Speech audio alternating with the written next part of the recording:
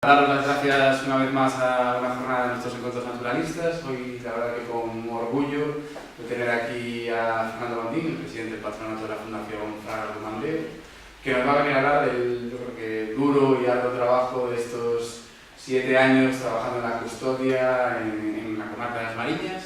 Hablaremos de custodia del territorio, hablaremos de erradicación de exóticas, hablaremos de compra de parcelas, hablaremos de muchas complejidades.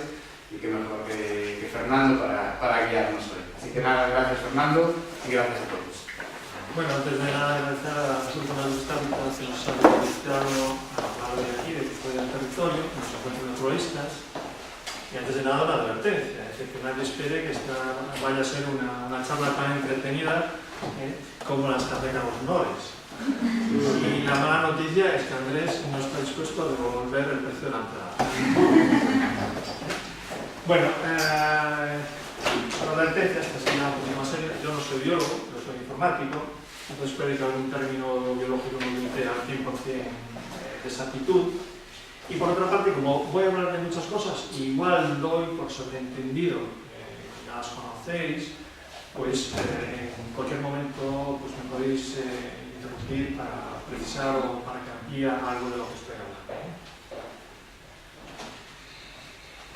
En la charla vamos a hablar de muchas cosas. Vamos a ver ahí en la pantalla unos términos que se utilizan y hay que comentar que hoy en día la custodia del territorio es un término muy laxo, es un término que se ha puesto de moda y se utiliza para cualquier cosa. Es decir, en alguna publicación incluso podéis ver que se habla de custodia de nidos. Esto es por culpa de que se ha utilizado un término para traducir un término anglosajón que realmente no hace referencia a lo que se quiere nombrar, y entonces pues lleva confusión a la gente. El diccionario de la Academia, vosotros sabéis que custodiar, cuando se habla de custodiar, pues siempre se entiende pues, a un señor, si no armado, por un garrote, ¿no? Es decir, el señor de seguridad que está en la puerta de un banco, pues está custodiando que no nadie robe, ¿no? No se entiende la vigilancia. Es decir, cuando se habla de custodia de nidos se está hablando correctamente. Se está utilizando un término novedoso cuando lo que hay que utilizar es el término de disposición, la vigilancia de nidos. Vigilar que no viene nadie a robar esos huevos o sus pollos, y si ves que alguien roba, lo quiere robar, pues le vas a la Guardia Civil al Seprona para que realmente haga lo que tiene que hacer. Inicio la presentación con 4 fotografías. Algunos quizás ya visteis la presentación, igual os aburre un poco, pero bueno, en realidad las cosas no cambian de un año mucho, ¿no? Apenas cambian de un año para otro. Bueno, esta es una caballera típica, a la orilla del río Mandeo. Vemos que pasan cosas como esta, pues hay gente que corta carballos, hay gente que planta eucaliptos, en este caso eucaliptos miltens, y hay gente que corta eucaliptos. Si nos fijamos un poquito más en las fotografías, vemos que esta es una carballera que ha comprado Fragas de Madrid. Esta carballera se va a conservar a perpetuidad. Nadie la va a cortar. Con esta foto queremos incidir en un hecho. Es decir, hoy en día se está hablando del problema del cambio climático por la alta concentración de CO2 en la atmósfera. Incluso se está hablando de construir fábricas que capturen CO2 y lo confinen en determinados espacios, como puede ser en el subsuelo, cuando tenemos ahí unas máquinas de captura de CO2, que son los árboles, que se autorreplican, autorreparan, automantienen, es decir, que no necesitan que lo reparemos y les proporcionemos energía, y sin embargo los estamos cortando para una cosa. La mayor parte de estas toneladas van a ir para hacer leña, no para hacer madera, para hacer cables. Esta otra fotografía es una rotación de eucaliptos miltens en un sitio que, bueno, esto es el río Mandeo, esta es zona de red natura, pero debido a que la red natura aquí está pequeña, esto está realmente fuera de la natura. Pero está en la ladera de diferencia, en una ladera con una elevada pendiente, y por tanto el bosque de ribera se ve limitadísimo en extensión. Y aquí vemos a 2 personas cortando eucaliptos. En realidad, este es el secretario de la Fundación Fra Bartolomeo y este soy yo. Es decir, no estamos cortando los eucaliptos para vender la madera, sino para restaurar un eucaliptal y transformarlo en bosque autóctono, en una franja. Bien, antes de meternos en harina, tenemos que ver cuál es el contexto. Todos conocéis esta ley. Pensar globalmente y actuar localmente. Y el contexto global es este. Aquí veis los porcentajes de pérdida de poblaciones de las distintas grupos de vertebrados, que son cifras impactantes, es decir, nos queda solo el 19% de los anfibios que teníamos.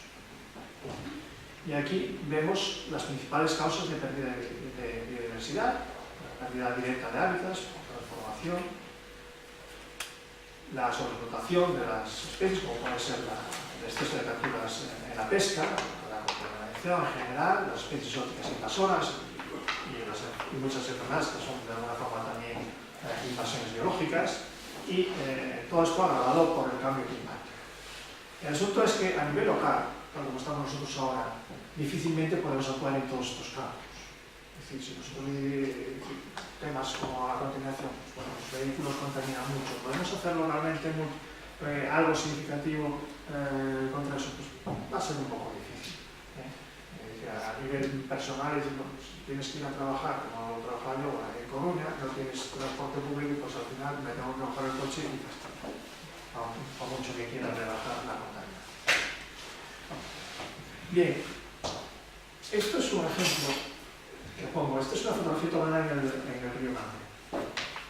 Y más o menos todo el mundo está de acuerdo que es un paisaje hermoso. La pregunta es, esta escena, ¿cuánto tiempo va a durar? Podemos decir que dentro de 20, 30 o 50 años esto va a seguir siendo así. Entonces, alguno puede argumentar, bueno, si estás dentro del espacio natural protegido, esto debería de conservarse tal como está. Sí, claro, pero es que el espacio natural protegido aquí prácticamente es la zona de servidumbre del río. Son 5 metros, algún sitio aumenta hasta 20 metros. Entonces, todas estas carballeras que vemos alrededor del río no están protegidas. Y en contra de lo que cree la gente, una carballera puede ser talada a matarlas, sin dejar legalmente. Habéis visto en la prensa que hace 2 o 3 semanas se cortó una carballera de 1 hectárea en Cecerde y tenía todos los permisos legales para hacerlo. Decían que había caballos incluso centenarios. Esa es la realidad. Y esta es la otra realidad. Esto es una imagen tomada del SIGPAC, una fotografía aérea, donde vemos en verde el espacio natural protegido del Cauce Mandeo. Este es el cauce principal del río Mandeo y este es el afluente del Zarza.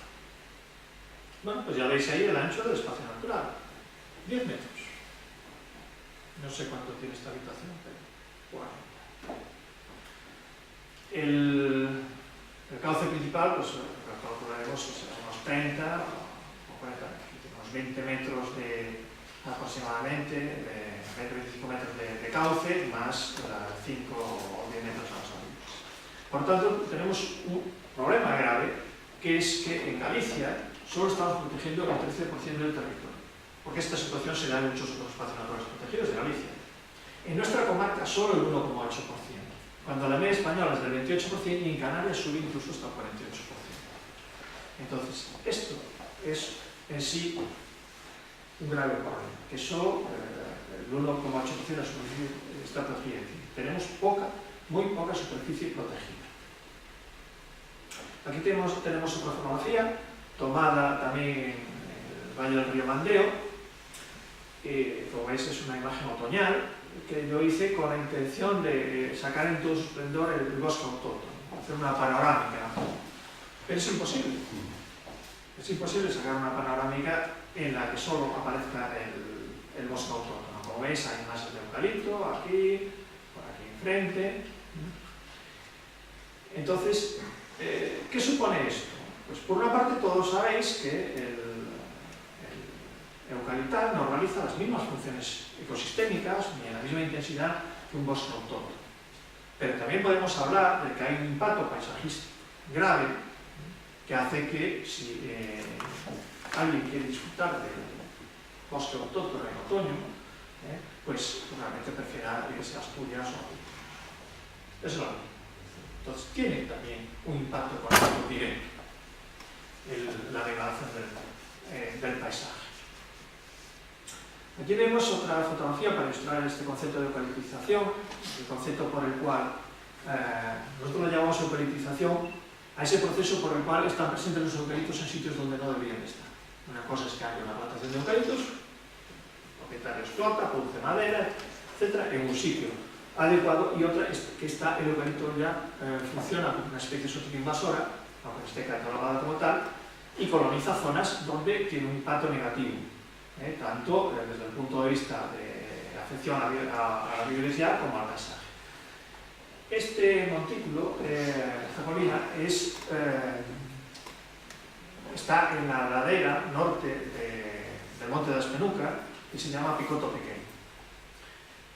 Es un promontorio que tiene, en este lado, tiene una pendiente del 70 y pico %. Como veis, la mitad del Picoto Pequeño tiene un bosque autóctono magnífico, pluriespecífico. Aquí, bueno, ya está avanzado el verano, no se distinguen las distintas especies de árboles, pero veis perfectamente que todo esto es un eucaliptado. Este eucaliptado no tiene ningún valor económico, no es explotado. Lo hemos ofrecido a diversos maderistas y no lo quieren. Y nos va a costar dinero. Este mismo año, hace una semana, hemos hecho una solicitud para actuaciones en Red Natura 2000, una solicitud de subvención, el máximo, o sea, pedimos el máximo, 12.000 euros que nos dan, si ganamos la subvención, para eliminar en 2 hectáreas, pero son 3 hectáreas de territorio. Entonces estamos viendo que hay un problema de pérdida de hábitats, porque este eucalipto está ocupando un hábitat que tiene que estar ocupado por lo que se llaman caballeiras galaico-portuguesas, aunque según algunos técnicos realmente las caballeras que hay aquí en el Mandeo son la transición de la caballera galaico-asturiana y de la caballera galaico-portuguesa. Otro problema que tenemos, que lo sabéis todos muy bien, las plantas de pares, son las especies zooxantelas invasoras, que tenemos mamíferos, reptiles, invertebrados, árboles, plantas, algas, incluso insectos. Y multitud de plantas, incluso hongos exóticos. Por tanto, tenemos ese otro gran problema. Y luego, otro problema local es, como muchos otros lugares del planeta, la plastificación. Una plastificación que es más aparente en los mares, pero también se produce en el monte. Nosotros, cuando estamos trabajando en el monte constantemente, nos estamos encontrando plásticos. Excavas un poco y de repente aparece una bolsa, y ya lo abrimos. Se pueden, como cifras así concretas para resaltar este problema, pues podemos decir que el 90% de las especies marinas contienen plásticos en sus intestinos. Se dice que mueren más de 1 millón de aves al año, aves marinas al año, y más de 100.000 mamíferos y tortugas marinas por casos de plásticos. Y la Fundación Ellen MacArthur indicó que para el año 2050, de seguir al ritmo de vertido de plásticos al océano, el peso de los plásticos presentes en los océanos superará al peso de todos los peces presentes en el océano, cual es algo gravísimo. Si esto le añadimos la Fundación Malaspina, que recorrió todos los mares del planeta, ha descubierto plásticos en todos los mares del planeta y a todas las profundidades, y si a esto sumamos el problema de los microplásticos y de los nanoplásticos, pues puede ser algo, una bomba de hidrógeno. En fin, ya hemos visto unos cuantos problemas. Entonces, bueno, ¿cómo podemos solucionar o abordar esos problemas a nivel local? Entonces, en un momento dado pensamos decir, oye, eso de la custodia del territorio, que es un término que está poniendo de moda, ¿podría resolver esto? Bueno, nos encontramos que había dos instrumentos distintos que se confunden mucho y que quiero aclarar. Una cosa es el apadrinamiento. El apadrinamiento es cuando una entidad o un colectivo decide preocuparse por un pequeño territorio a lo largo del tiempo. Por ejemplo, cuando apadrinas un río, un tramo de río o una playa. Entonces ahí tú, como este es un instrumento que está definido legalmente, no tienes ningún derecho a actuar allí más que permite la legislación vigente y, por ejemplo, si quieres eliminar invasoras, pues tienes que pedir un permiso a la Dirección General de Patrimonio Natural y tienes también que pedir un permiso a la demarcación de costas. Entonces puedes actuar. Esa actuación la realizas en base a autorizaciones administrativas de carácter anual, por lo cual no garantiza nada que tú en el futuro puedas seguir realizando esas actuaciones o poder determinar, gestionar ese espacio. En cambio, el custodia del territorio sí que ya está definida legalmente. Aparece en la Ley 42/2007 del Patrimonio Natural y de la Biodiversidad, ya define lo que es la custodia del territorio y lo que es una entidad de custodia del territorio. Y básicamente lo define como un conjunto de estrategias técnicas, jurídicas, a través de las cuales se implican propietarios y usuarios de forma voluntaria en el uso de los valores y los recursos naturales, culturales y paisajísticos. Y la entidad de custodia, pues, que normalmente es una ONG, pero también puede ser un organismo público, como un ayuntamiento, que lleva a cabo acuerdos de este tipo. Entonces, la ventaja de la custodia del territorio para nosotros, básicamente, es que es un instrumento que permite adquirir derechos sobre el territorio, que te van a permitir definir proyectos a largo plazo que puedes ejecutar sin estar pendiente de la administración que hay actualmente, si cambia la administración, hay nuevas elecciones, vienen otros políticos nuevos. No, tú eres independiente y haces lo que consideras oportuno dentro de la legislación vigente, sin tener permiso. La custodia del territorio, aunque como veis aparece ahí en la Ley 42/2007, es una cosa que viene de hace mucho tiempo. Los orígenes están en el año 1890, cuando este señor, Charles Eliot, un arquitecto paisajista, en Massachusetts, escribió una carta a una publicación animando a la ciudadanía a que se implicara en la conservación de la naturaleza. ¿Por qué? Porque en aquella época estaban desapareciendo los bosques de la región, aquellos bosques prístinos que se encontraron los colonos cuando llegaron a América, porque esos espacios se estaban rotulando para cultivos. Hay que recordar que en aquella época pues, se utilizaba la leña para cocinar, para la calefacción, se utilizaba en la industria, las casas eran de madera, etcétera, etcétera. Había un consumo muy fuerte de la madera y por tanto estaban desapareciendo esos bosques. Al año siguiente, este hombre fundó con otra gente la primera entidad del territorio, que se llama The Trustees of Reservation. Y digo se llama porque todavía existe. En el año 1895, Claudia Hill, que era una reformadora social, una especie de concepción arenal británica, junto a un par de amigos, un abogado y un cura, pues crearon The National Trust, con una idea orientada a la regeneración social. En aquella época, en la Revolución Industrial, las ciudades eran lugares muy poco saludables, tanto desde el punto de vista de que el aire estaba muy contaminado, de que los trabajos no garantizaban ningún derecho, hasta desde el punto de vista social, eran ambientes bastante degradados. Y entonces consideraron que era necesario permitir a la gente llana que tuviera lugares de acceso en un país como Reino Unido, donde hay grandes latifundios, grandes propiedades, y toda la gente pues, apenas tenían derechos a acceder a espacios verdes, ¿no? Paulatinamente fueron haciendo más entidades de custodia del territorio por toda Europa, se fue expandiendo y, como veis, hoy en día hay muchas otras entidades. The National Trust es la entidad de custodia más importante del Reino Unido. Es decir, lo comentábamos ayer en la radio, The National Trust tiene más socios que habitantes tiene Galicia. Galicia no llega a los 3 millones de habitantes, el National Trust tiene 4 millones y pico de socios. Y no actúa en Escocia, porque en Escocia está el National Trust for Scotland. O sea, que sumáramos los dos ya lo digamos, ¿no? Pongo aquí esta fotografía de Stonehenge, que es el yacimiento megalítico más famoso del mundo, porque aunque el espacio del yacimiento fue donado al gobierno como propietario, todo esto que veis por aquí atrás,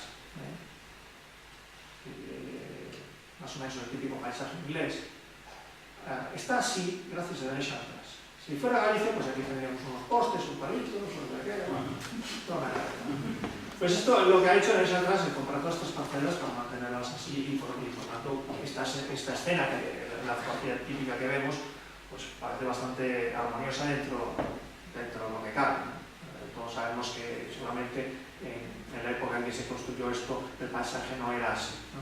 Aquí, donde no se ve, pues pasa una carretera.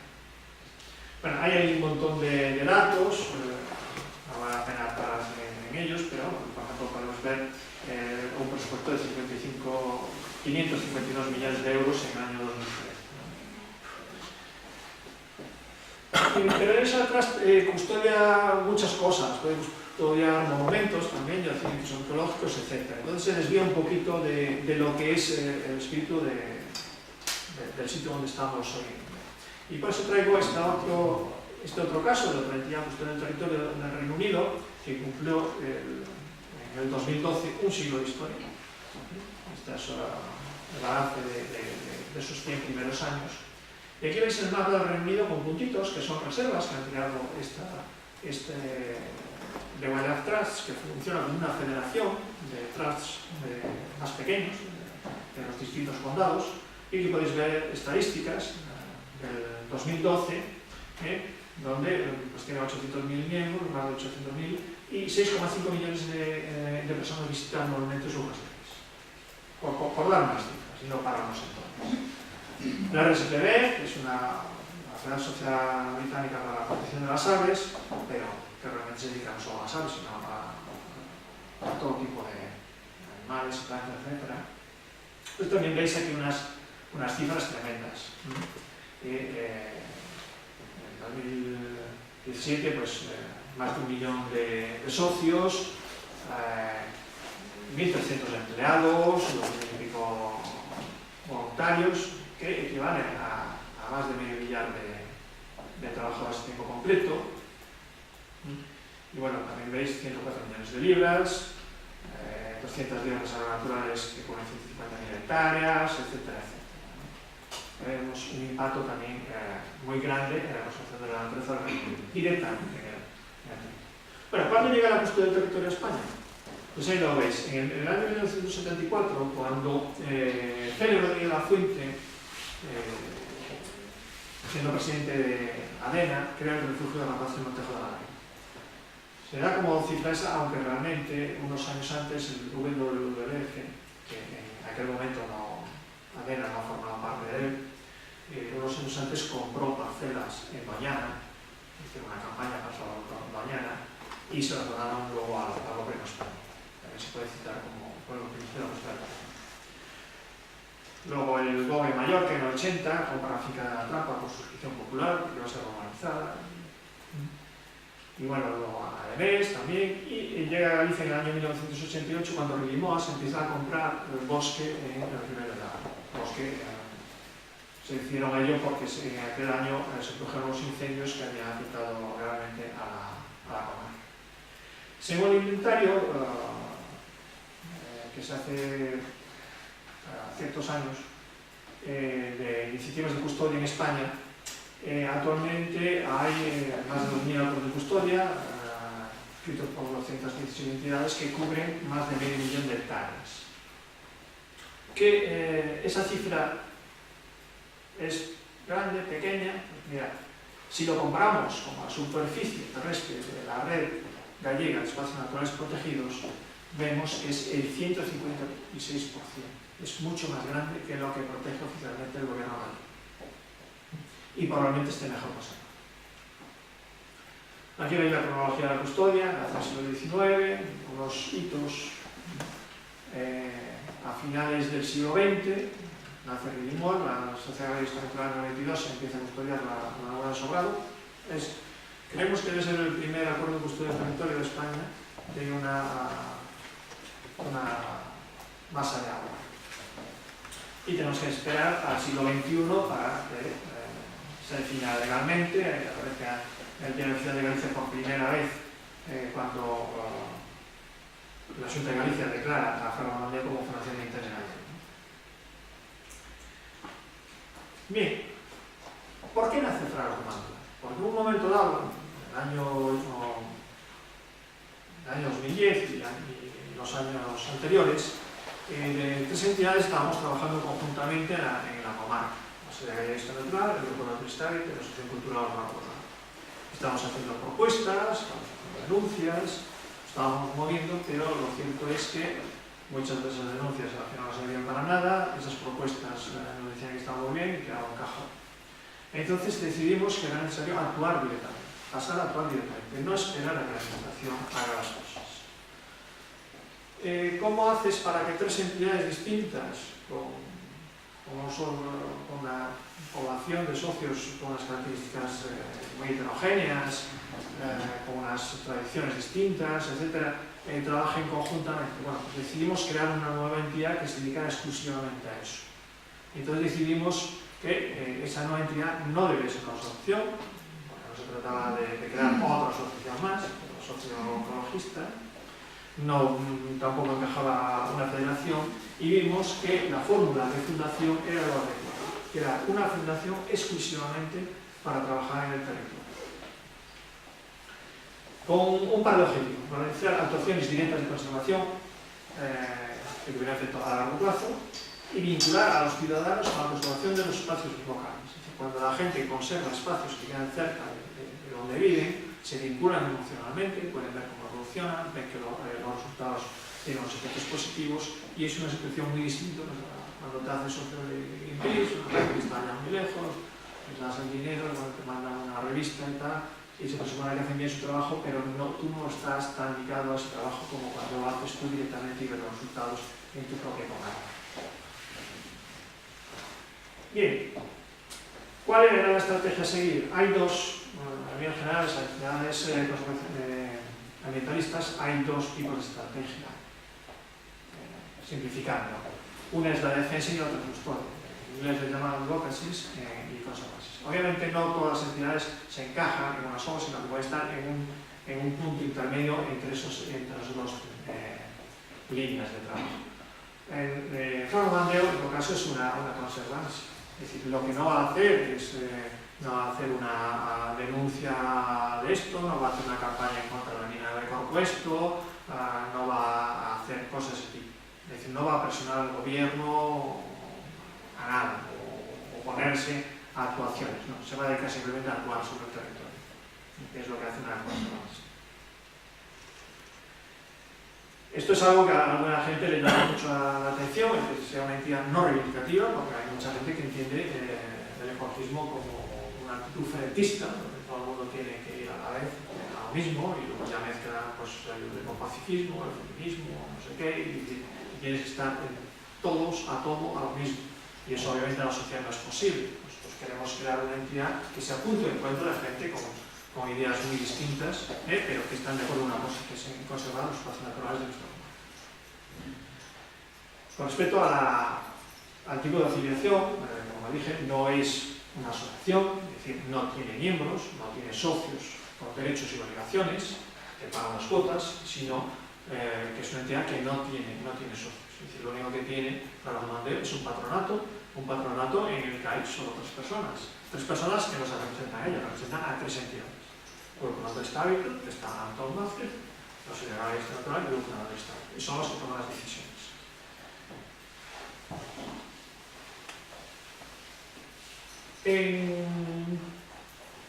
¿Y qué actividad realizan? Pues hemos hablado de algunas modalidades de custodia del territorio, pero como veis hay bastantes más. Habla de custodia marina, de custodia agraria. La custodia agraria es un mundo totalmente distinto. Lo que pasa es que aquí en España, cuando se habla de custodia, mucha gente solo entiende custodia agraria, y la custodia agraria es muy útil, o puede ser muy útil en zonas de latifundio, pero aquí en Galicia, de hecho, no la practica nada. Hay otra gente que se dedica a los huertos urbanos, otros se dedican a custodiar los caminos, patrimonio, y también hay el apadrinamiento. Luego veremos más adelante la diferencia práctica entre la custodia del territorio y el apadrinamiento y por qué el Real Romandeo, aunque está centrado en la custodia del territorio, también hace algo de apadrinamiento. Y siempre centrado en esta zona, en las guardias mágicas. Y los acuerdos de custodia del territorio, vamos a ver que hay distintos tipos. Nosotros, en principio, siempre queremos ir a los de adquirir la titularidad y solo vamos a acuerdos temporales cuando no se puede adquirir la titularidad. Los ISMES, que es otra cosa que está muy de moda, son las servidumbres de conservación. No existe esa figura jurídica como tal en España, en el ordenamiento jurídico. Pero como se utiliza mucho en Estados Unidos y la gente oye las cosas y luego no se informa debidamente, pues se creen que es la fórmula mágica para arreglar los problemas aquí en España y están totalmente equivocados. Los ISMES tienen mucha utilidad en el Reino Unido porque, bueno, la legislación es muy distinta y, por ejemplo, os voy a poner un ejemplo que es muy útil. Un señor tiene un rancho, tiene problemas económicos y entonces le hacen una oferta a una inmobiliaria y ya saben lo que va a pasar. Entonces, una entidad de conservación le puede ofrecer un ISME, una servidumbres de conservación a ese señor. Le dice, tú no te preocupes, nosotros te damos tanto dinero, resolvemos tus problemas económicos, tú vas a seguir viviendo al rancho, vas a seguir haciendo lo que haces. Vamos a definir lo que es el envelope, que es la zona donde tú vas a tener tu casa, las cuadras y tal. Incluso te vamos a dejar aquí un sitio un poquito más para si quieres hacer una casa a tu hijo y tal. Es donde vas a poder construir, pero el resto lo tienes que dejar como está. Lo sigues explotando, como estás explotando, y no hay problema. Y entonces te damos tanto dinero. Se firma un contrato y eso es una serie de conservación. Pero esa serie de conservación tiene un problema, que genera multitud de pleitos. Y cuando una ONG hace un ISME en Estados Unidos, debe destinar el 20% del dinero que tiene dispuesto para el ISME para pleitos. Son cifras muy elevadas. ¿Por qué? Porque ese señor que firmó el ISME contigo mañana se muere, o mañana vende la guardia. Y luego los hijos, o nuevo propietario, dice, tararí que te viene. No, a mí no me vengas con ismes, yo compré la parcela. No, mira, es que ahí no se quiere conservación. Entonces hay que resolver los tribunales. Pero es un instrumento muy potente, aquí en Estados Unidos se utiliza mucho, pero que tiene sus inconvenientes. Y aquí no tiene de momento un soporte legal. Y el destino, bueno, pues cuando tú haces un acuerdo de custodia del territorio, aquí normalmente ya presupones, como pasa en Fernando, que tú vas a gestionar esa parcela. Pero no siempre es así. En Estados Unidos es muy típico que la entidad de custodia del territorio lo que haga es comprar ese terreno y decir, bueno, si compro un terreno en un parque nacional, pues ¿quién va a gestionar mejor este terreno que el propio servicio de parques nacionales? Y entonces pues se lo regala esto, ¿no? O llega a un acuerdo económico y decir, oye, mira, a mí me costó tanto, dame tanto y ya está. Y entonces a veces cuando el gobierno es lento o incapaz de llegar a su acuerdo, pues la entidad de custodia del territorio es suficientemente ágil para hacer ese acuerdo con el propietario y luego pues ya se lo cede al mismo precio a esto. Sí, bueno, entonces hay distintas formas. Y luego hay lo que llama el trade land, que es cuando a veces te dona una parcela que no tiene un valor ecológico y dices tú, bueno, pues vale, pues me la donas, gracias, yo la vendo y con ese dinero compro una que sí que tiene valor ecológico. En todo caso, nosotros estamos en este caso. Bien, empecemos ya a cosas concretas, porque todo esto es la teoría y a nosotros seguramente lo que nos interesa es lo que está pasando en el futuro. Si queremos valorar lo que ha hecho Fragas de Mandeo en todos estos años, desde mediados del 2010 hasta ahora, se puede expresar de distintas formas. Una sería a través de la superficie custodiana. En azul es la superficie que tenemos en propiedad. En amarillo son las parcelas cedidas, los acuerdos de cesión del uso y de la gestión de las parcelas que realizamos son a largo plazo. La mayor parte de su superficie, casi la totalidad, es a 50 años. Hay un par de parcelas pequeñas que es a 20 años, el resto de 50 años. Y luego tenemos una parcela que está alquilada que la alquilamos al Banco de Tierras de Galicia. Obviamente no se podía comprar y era una parcela de interés ecológico. Pagamos un alquiler muy bajo, pero vale la pena. Es lamentable que hay parcelas de titularidad estatal, como estamos hablando de esta, que nos ha alquilado el Banco de Tierras, que es de titularidad de la Xunta de Galicia, que tiene un alto valor ecológico, pero que se ha estado utilizando en los últimos años como un vertedero de basura. Al lado, luego veremos, hay otra parcela que era de patrimonio del Estado, también en las mismas condiciones, era hábitat prioritario, 99 cero. Y esa la compramos. Y es lamentable que parcelas que son del Estado estén en mal estado de conservación y que salgan incluso a la venta cuando tienen unos valores ecológicos altísimos, ¿no?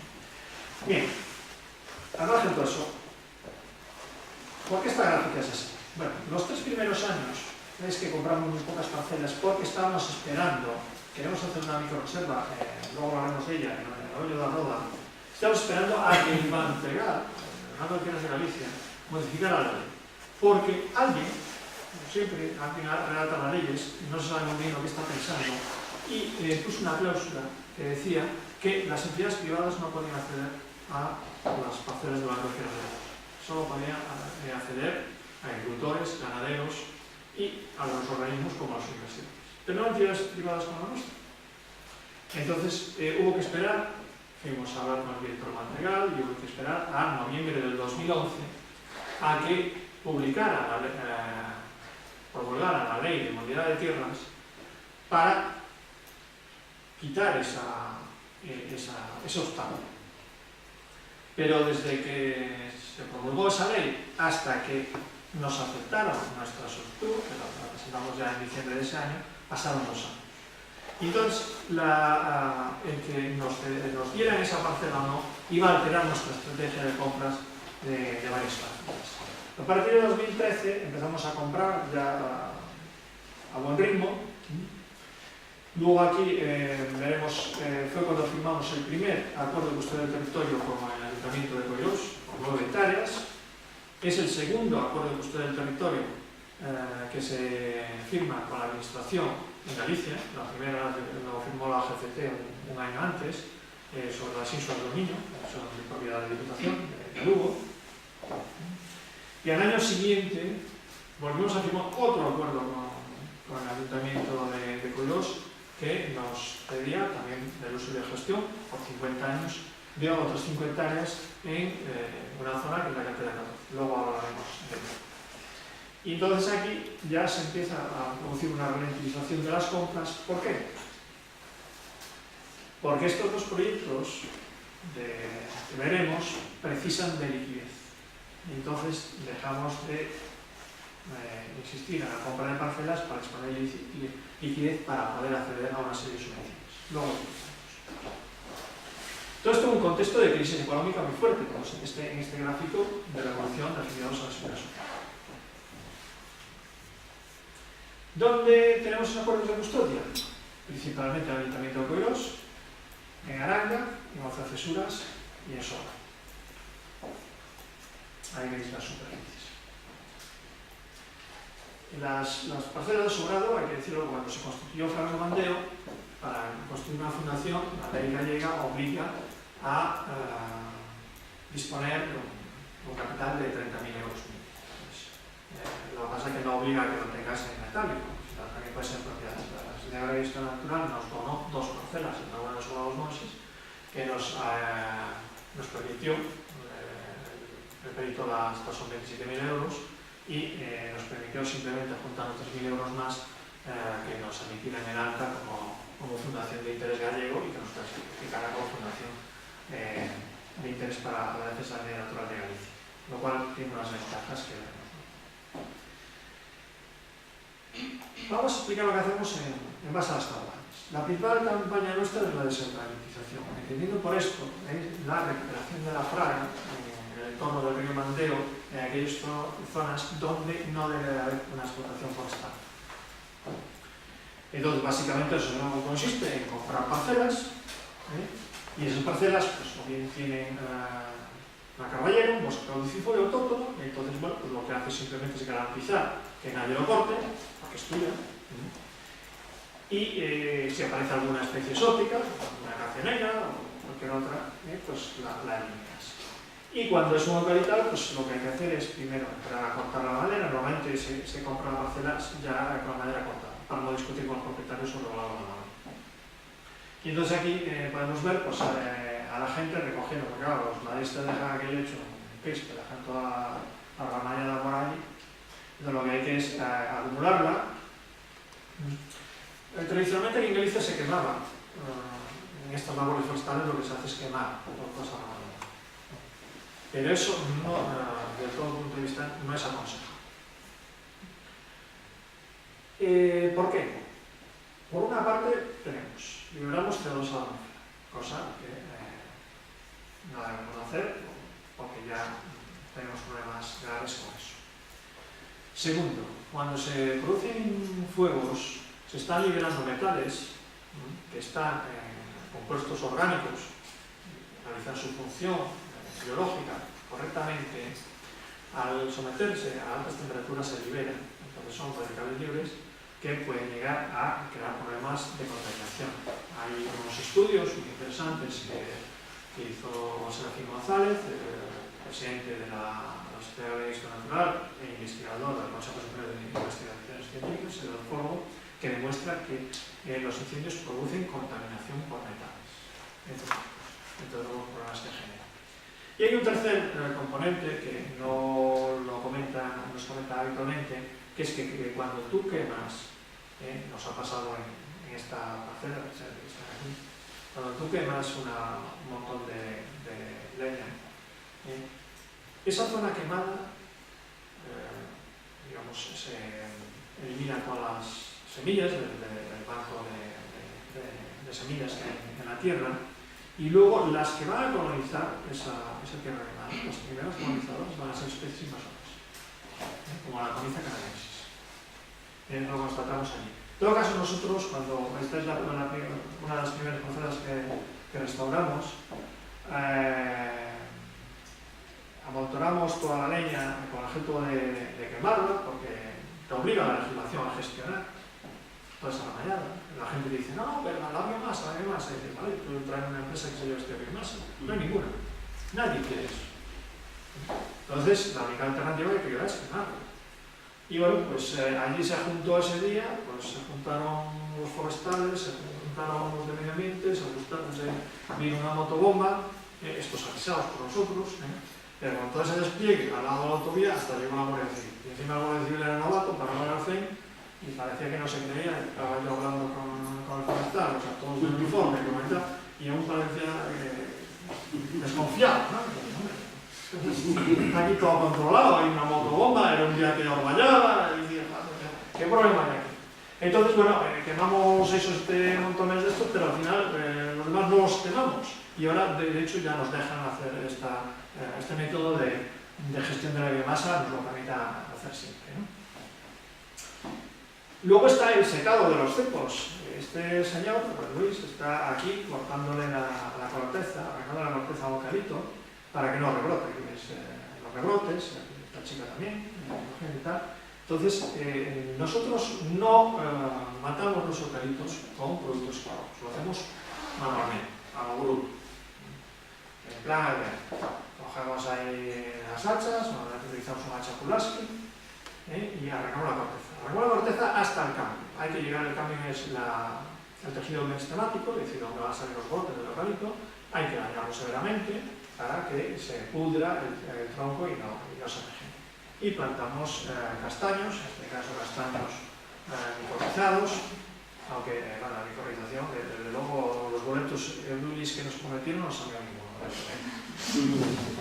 Y otra seta que era de isoletos a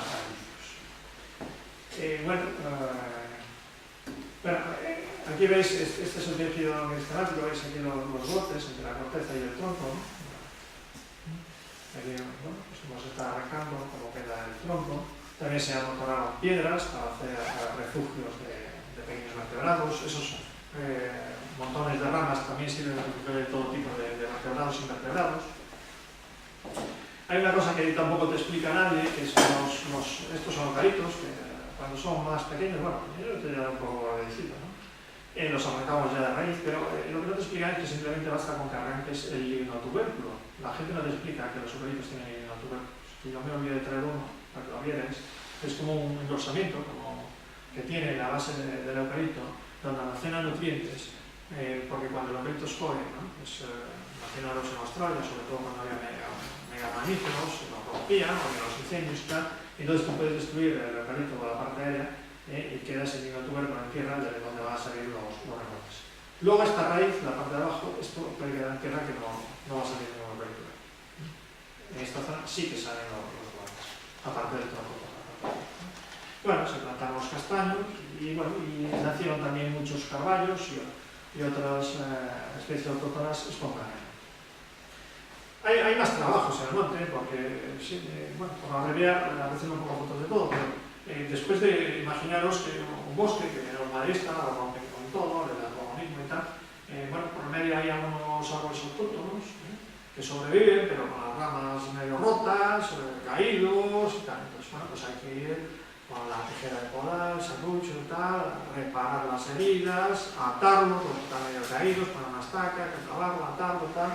Ponerle a los que plantas ponerles protectores, porque encima de la parcela un año un corzo le gustó la zona y me apalancó por allí y vamos, cogía los castaños y le daba un leñazo que quedábamos pobres, tuve que ir allí a darles un cicatrizante y tal. Bueno. O sea que hay mucho trabajo y luego ahora pues hay que ir a cortar tojos, hierbas y tal, mientras el arbolado no tira suficientemente rápido. Esta es otra parcela, en Ogocelo, es una parcela eucaliptal con mucha pendiente. De hecho, algunos eucaliptos cuando nos cortaron nos taparon. El río está a 85 metros, es decir, fueron eucaliptos que se desplazaron por la ladera, cruzaron una carballera de 85 metros de ancho y llegaron a los 6 eucaliptos. Y encima el maderista se libró de todo esto porque era un sinvergüenza. Pero bueno, al final los dos regeneramos la parcela y está ahora pues, saliendo todo bosque autóctono, porque hay que recordar una cosa, es decir, yo creo que todas las especies autóctonas rebrotan, no solo es el eucalipto el que rebrota, salvo el pino, creo que todas las demás rebrotan. El abedul rebrota el carballo, el castaño, la pereira brava, el sanguíneo, todas las especies que encontramos rebrotan, el laurel rebrotan de cepa. Entonces, a nada que los cuides, todos aquellos que estaban presentes en cuanto se produjo la tala y supieron esa tala, van a salir. ¿No? Y luego los tocones, pues lo que vamos a ver, esto fueron fotos tomadas al año siguiente, pues ves que sale de todo. Y esto es lo que vemos, porque lo que nunca vemos son los insectos saprosílicos, es decir, todos esos insectos que se meten en madera muerta, que bueno, están comiendo por ahí dentro y no los vemos. El más llamativo es el ciervo volante. El ciervo volante tiene una fase muy larga, creo que son 4 años, en que es una larva, un gusano, que está comiendo madera muerta, ahí escondido. Luego solamente vemos la fase de adulto. ¿No? Entonces, quizá no hemos encontrado en ningún estudio que diga claramente el impacto que puede tener el haber tratado esos tocones con glifosato, que es lo que recomiendan todos los forestales para tratar los tocones. ¿Qué impacto podrían tener esas poblaciones de insectos saprosílicos? La verdad es que a nosotros al final no nos preocupa, porque no lo utilizamos, pues no será que no les vaya bien, ¿no?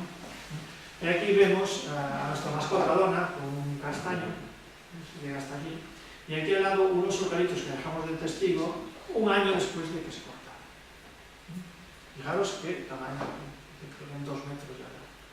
Es decir, eso es tremendo. La rapidez con que pueden llegar a obviamente ya han desaparecido. Bueno, ¿y el objetivo de todo esto qué es? Bueno, pues mira, esta es una foto de esa zona. Este es el río Mandeo que va junto por el bosque de Ribera. Tenemos una ladera con una elevada pendiente, vemos afloramientos rocosos, incluso por aquí. Vemos una masa de eucalipto, muy afectado por el Orycterus, están todos medio secos. Vemos eucaliptos que están en las zonas más de pendiente más elevada. Es decir, Una plantación de eucaliptos que ni produce ni está en el sitio en que debería estar y altera paisajísticamente y ecológicamente la zona. Bueno, esta foto no es actual, pero no es de hace mucho. Es decir, después de que nosotros compramos aquí una parcela de 1,5 hectáreas, pues veis que ya se han retirado todos los eucaliptos, veis los montones de ramas. Esta zona se trabajó un año antes, está más verde, veis los bosque autóctono con hojas primaverales, y veis aquí abajo unos eucaliptos que en Madrid no quiso llevar. Cuando nos hablan del valor de la madera, sí, pero es que hay eucaliptos que están en sitios en que nunca se va a poder explotar forestalmente. Y el problema es que bajar ahí a secarlos, anda narices, encima no es que bajes ahí y los cortes y los tires para abajo, ¿no? Porque caen al río y tal, y bueno, te caen un paquete. Es decir, estos hay que secarlos de pie. Hacerles el anillo, quitar la corteza de la base, secarlos, y hacerlo en primavera. Y bueno, es un trabajo que todavía no hemos acometido porque echa para atrás bajar la mano, hay que bajar casi como fuera.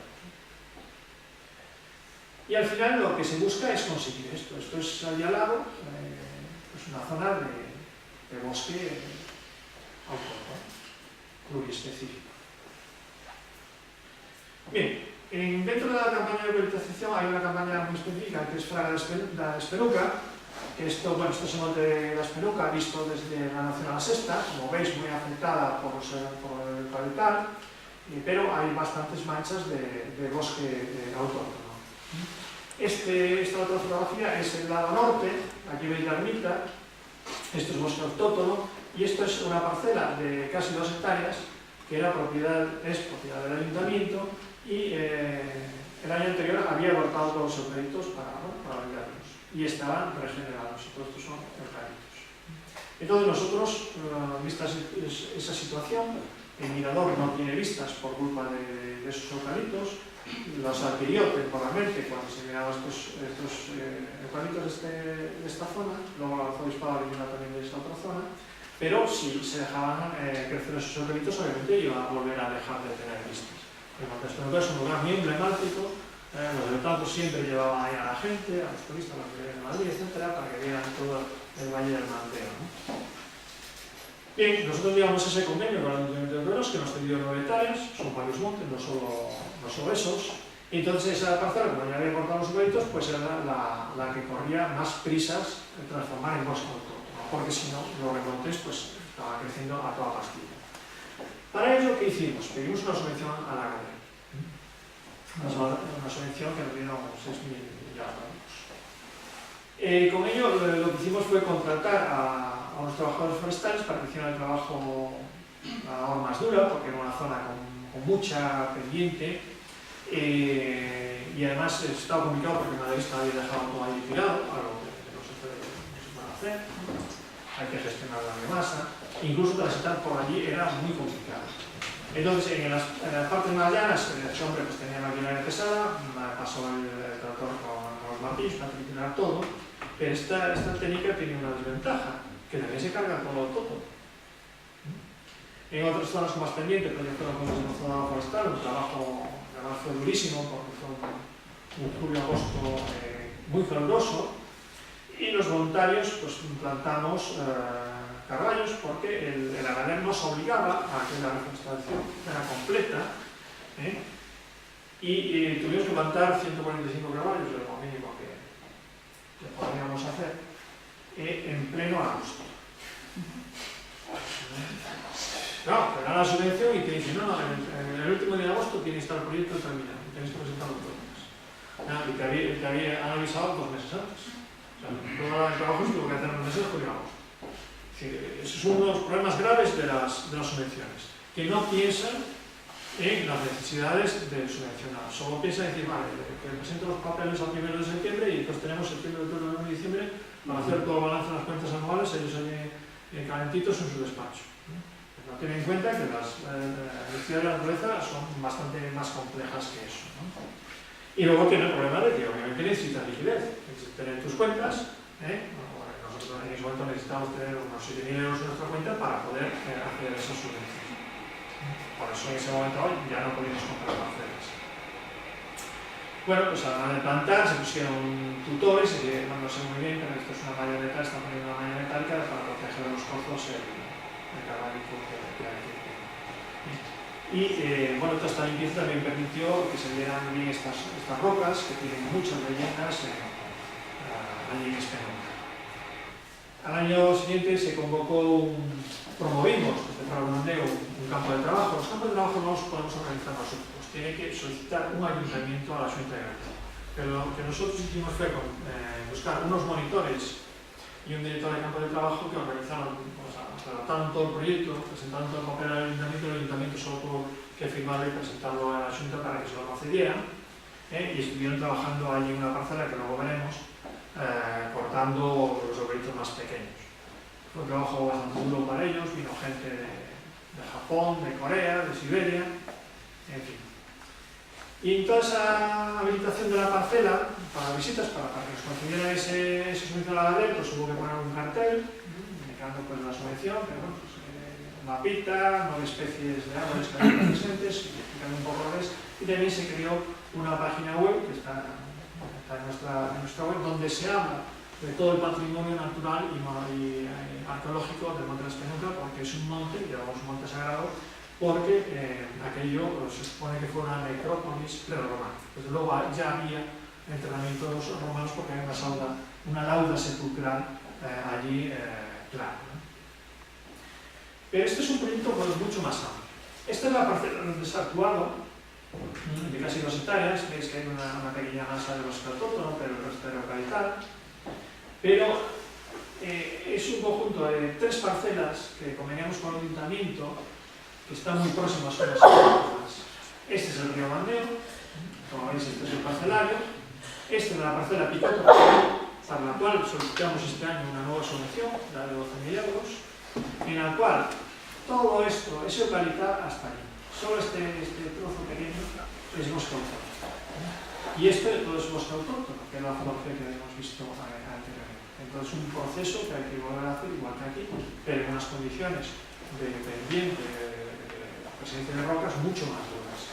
Y esta es otra parcela, también de hectárea y media más o menos, que se ve mucho desde la zona sexta, que tiene unos eucaliptos tremendos, pero que tampoco nadie quiere, porque aquí hay es un precipicio. Son las complicaciones de la restauración de los bosques autóctonos. Y lo ideal sería, como veis aquí en los tonos de verde, estos bosques autóctonos, estos verdes así más color marrón, son eucaliptales, todo esto es eucaliptal. Por aquí hay bastantes eucaliptales. Aquí tenemos varias parcelas, no sé, 4 de estas tenzas son propiedad nuestra, pero otras pues, nos ha sido imposible de adquirir. Y al futuro se podrían llegar a acuerdo de custodia. Estas parcelas, todas son del arzobispado. Tenían rédito, los cortaron, los vendieron, pero ahora está volviendo a salir y sobre todo hay bastante acacia negra, que es muy difícil de eliminar. La acacia negra, o sea, el eucalipto es facilísimo de eliminar comparado con la acacia negra. La acacia negra seguramente no que va a utilizar productos químicos para eliminar. Entonces lo ideal sería poder llegar a un acuerdo de custodia también con el arzobispado para restaurar estas parcelas, pero se necesita mucha liquidez para poder abordar eso, de la cual no disponemos en este momento y además tenemos trabajo todavía aquí pendiente para un par de añitos como en esos acuerdos hablamos que tenemos 2 acuerdos de custodia del territorio con el Intendente de Bornos. El segundo acuerdo fue para crear una explotación de Recopa, que afecta a 5 hectáreas. Entonces, 5 hectáreas, 3 son de monte muy rocoso, pero en 2 hectáreas de ese monte es una cantera abandonada hace unos 30 años, que se fue naturalizando de modo espontáneo, se forman charcas estacionales de muy poca profundidad, que tienen un alto valor ecológico para las poblaciones locales de anfibios. ¿Hasta qué punto es así? Bueno, pues el Grupo de Investigación Biología Evolutiva, es decir, Pedro Galán, Martiño Cabana y otras personas han localizado aquí, Rosa Graña, han localizado aquí 11 especies de anfibios. ¿Cuántas son? ¿Muchas o pocas? Bueno, si consideramos que en Galicia solo hay 14 especies de anfibios, tenemos que pensar que son muchas, y más aún porque son todas las que pueden estar, porque las 3 especies que faltan tienen unos requerimientos ecológicos que no se pueden dar en esta zona. El sapo de espuelas no está presente en la venta norte de Galicia, entonces no está nunca presente aquí. Y las otras dos especies, que es la salamandra y la flora papilar, requieren cursos de agua corriente, que es agua estancada, entonces tampoco es un hábitat adecuado.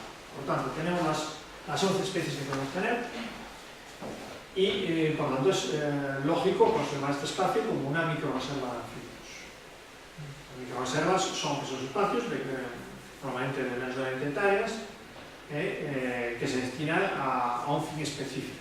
No están contempladas en la legislación gallega, pero sí en la de otras comunidades autónomas y de otros países, y está previsto que en la futura modificación de la Ley de Patrimonio Natural aparezca este concepto de microreserva como espacio oficialmente protegido. Lo que pasa es que la concepción que tiene la Xunta de Galicia, personalmente creo que es muy errónea, por lo menos desde el punto de vista del proyecto, el borrador que existe actualmente. La siguiente reserva, recordemos que la reserva de anfibios de Lo 14, por cierto, que se llama Lo 14 no por 14 anfibios, como piensa la gente, sino Lo 14, porque ese lugar se llama así, Lo 14, porque se celebra allí los días 14 de cada mes una feria. Porque hay gente que lo relaciona con el número 14 de anfibios. Es la primera reserva de anfibios de Galicia. Y estamos trabajando también en la segunda reserva de anfibios, que es la de Hoyo de la Roda. Esta no está en el Mandeo, está en el Mendo. Bueno, se considera una fuente de Mandeo, es esta arriba, va por aquí. Y aquí vemos las parcelas que actualmente custodiamos. Esta parcela es del Bantegal, o sea, está en arrendamiento, pero las otras las hemos comprado.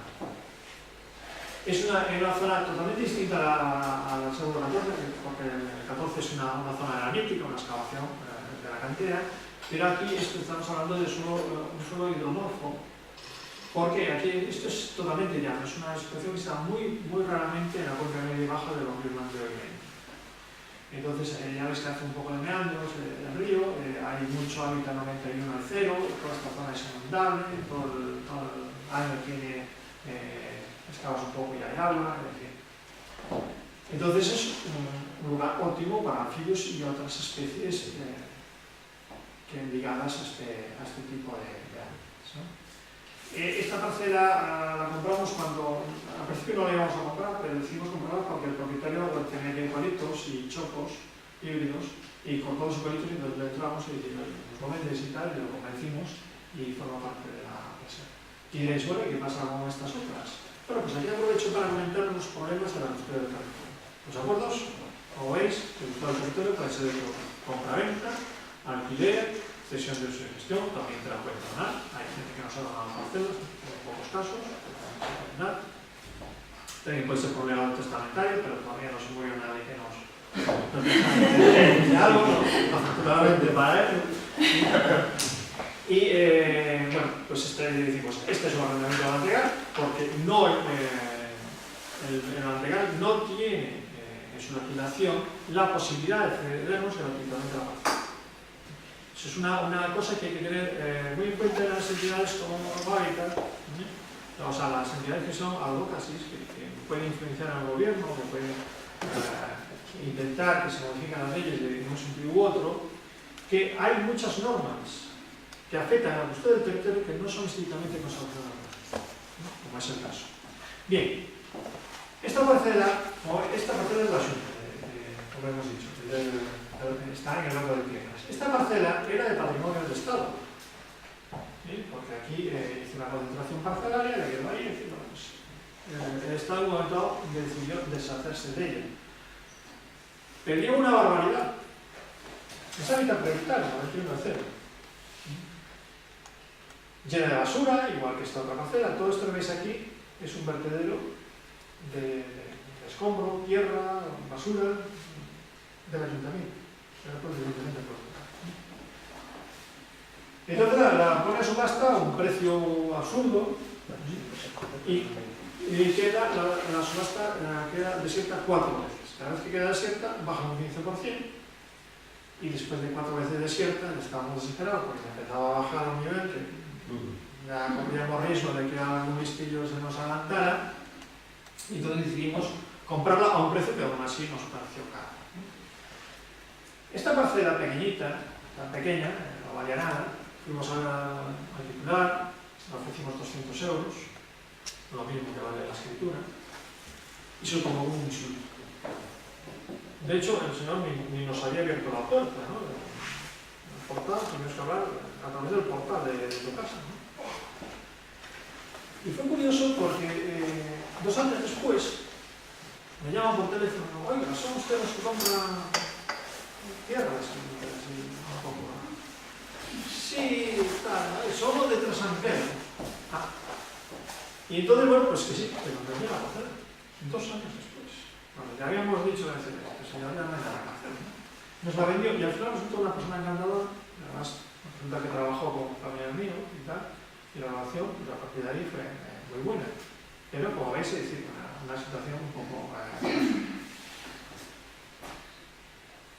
Nosotros, esta parcela de 2 hermanos, nos conseguimos convencer de que nos la vendieran por el precio que indicábamos. Esta, como era del señor de Coruña, que las hijas fueron las que convenció al padre de que la vendiera. El padre no lo vendía, pero las hijas ya eran muy mayor, las hijas también la vendieron porque nosotros no nos vamos a ocupar de esa parte.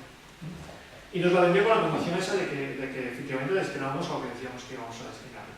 Eso no hay problema, porque lo ponemos siempre que compramos una parcela, la escritura figura que la vamos a destinar a perpetuidad a la conservación de la naturaleza. Eso no se puede hacer un campo de golf. Esta parcela era del hermano de estos 2 hermanos. Era muy cualitaria.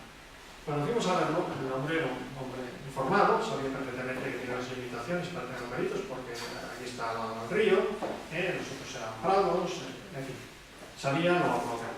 Entonces, pasó algún tiempo, cortó los eucaliptos y una vez cortado los eucaliptos nos vendió la parcela.